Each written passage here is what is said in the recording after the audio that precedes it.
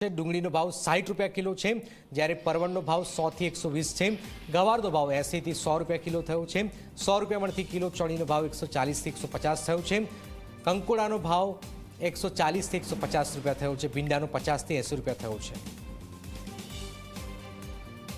ચોમાસાની સિઝન છે, મધ્યમવર્ગીય પરિવાર શું ખાય અને શું ન ખાય તે સૌથી મોટો સવાલ છે, કારણ કે શાકભાજીના ભાવમાં હજી પણ વધારો છે।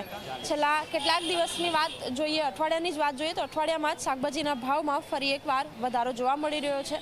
મધ્યમ વર્ગીય પરિવારો, ગરીબોની જે કસ્તુરી કહેવાય છે, એ ડુંગળીના ભાવમાં પણ વધારો છે। સામાન્ય રીતે 20 થી 25 રૂપિયા કિલો મળતી ડુંગળી અત્યારે 60 રૂપિયા કિલો એ ભાવ મળી રહી છે।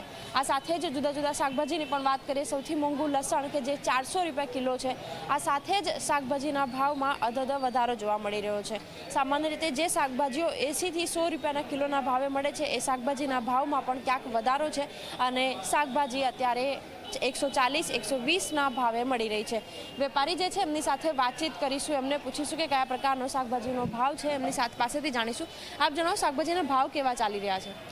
શાકભાજીના ભાવ અત્યારે પાછા વધી ગયા છે, કેમ વરસાદના કારણે ભાવમાં વધારો થઈ ગયો છે, કેમ કે માલની આવક ઓછી થઈ ગઈ છે, એટલે માલ આગળથી આવતો નથી, એના હિસાબે ભાવ વધી ગયા છે અત્યારે।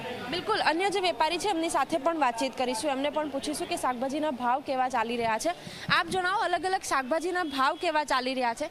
ખાસ કરીને ડુંગળી લસણની પણ વાત કરીએ તો કેટલા ભાવ ચાલી રહ્યા છે?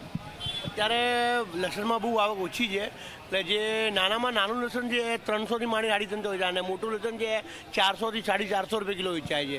અને ડુંગળીમાં મહારાષ્ટ્રમાં વરસાદને લીધે આવક બહુ ઓછી થઈ ગઈ છે, આપણે જે લોકલ માલ આવે છે એ બધું આ વખતે છે નથી, એટલે ડુંગળી બી 60 રૂપિયા ક્રોસ થઈ ગઈ છે।